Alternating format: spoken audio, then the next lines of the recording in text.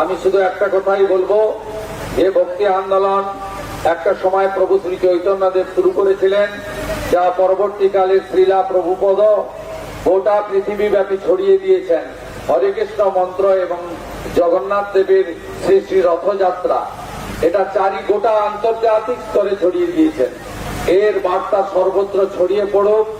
আমরা প্রত্যেকে সাত্বিকতা এবং নিজেদের পবিত্র শুদ্ধ করে আগামী দিনে আমাদের গীতার যে অমোঘ বাণীগুলি গ্রহণ করে সমাজ, পরিবার এবং নিজের ক্ষেত্রে প্রয়োগ করে আমরা সমাজকে, জাতিকে কলুষিত মুক্ত করে সমস্ত আমরা শুভর পক্ষে, অশুভের বিরুদ্ধে আমাদের লড়াই এগিয়ে চলুক, এই প্রার্থনা করব। এবং আপনারা শুনলে খুশি হবেন, ইসকনের সঙ্গে পশ্চিমবঙ্গ সরকার যৌথভাবে কাজ শুরু করেছে। তার প্রাথমিক পরিকল্পনা, অনুমোদন ইত্যাদি হয়েছে।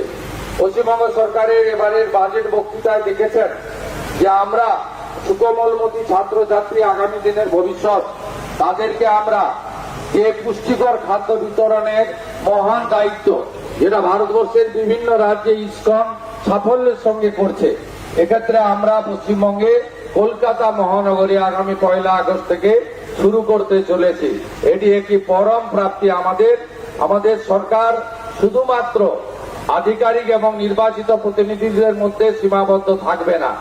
আমরা ইসকন, রামকৃষ্ণ মঠ ও মিশন, ভারত সেবাশ্রম সংঘ সহ আধ্যাত্মিক প্রচার এবং যারা সেবা করেন মানুষের, তাদের নিয়েই আমরা বাংলার নবনির্মাণে এগিয়ে যাব।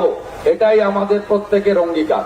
আজকের দিনে আর কথা না বাড়িয়ে এবারে রথযাত্রা সুখকর হোক, মধুময় হোক, প্রভু জগন্নাথ দেবের আশীর্বাদ সকলের প্রতি বর্ষিত হোক। শ্রী চৈতন্যদেব প্রভু মহাপ্রভুকে স্মরণ করে শ্রীলা প্রভুপদের উচ্চারণ হরে কৃষ্ণ মন্ত্রে কলকাতা মহানগর, তিলোত্তমা কলকাতা, সিটি অফ জয় চারিদিকে মুখরিত হোক। এই প্রার্থনার সাথে সাথে পুরী ধামকে স্মরণ করে দীঘাতে রাজ্য সরকারের কালচারাল সেন্টার আছে, সেখান থেকে পুরী ধামের সম্মান রক্ষা করে আমরা ধাম শব্দটি সরিয়ে নিয়েছি। সেখানেও আজকে মন্দিরে রথযাত্রা উৎসব পালিত হচ্ছে এবং পুরী ধামকে আমি সম্মান জানিয়ে আমার কথা এখানে শেষ করলাম। সবাই ভালো থাকবেন।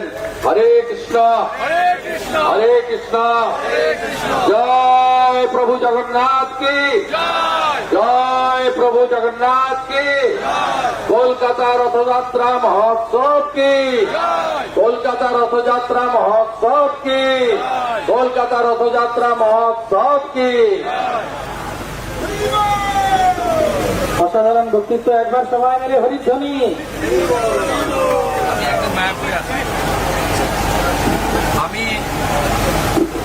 আমি 9 দিনের মধ্যে একদিন মায়াপুরে যাব, কোনো কর্মসূচিতে নয়, কীর্তনে অংশগ্রহণ করব, যা আমার অতি প্রিয়। এখানে অনেক প্রভু আছেন যাদের সঙ্গে আমি একাধিক জন্মাষ্টমী, আমাদের দোল উৎসব, আমাদের অন্নকূট উৎসব, গোবর্ধন পূজা, আমি অনেক জায়গায় একসঙ্গে কীর্তন করেছি। আজকে নয়, 20-25 বছর ধরে কীর্তন করবো আর প্রসাদ গ্রহণ করবো।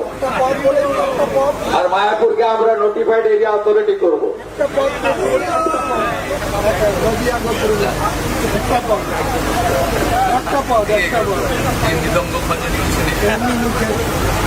যা প্রভু বললো একটা লাইন গাইতে, নদিয়া গরুমে নিত্যানন্দ মহাজন পাতি আছে নাম হত জীবের কারণ।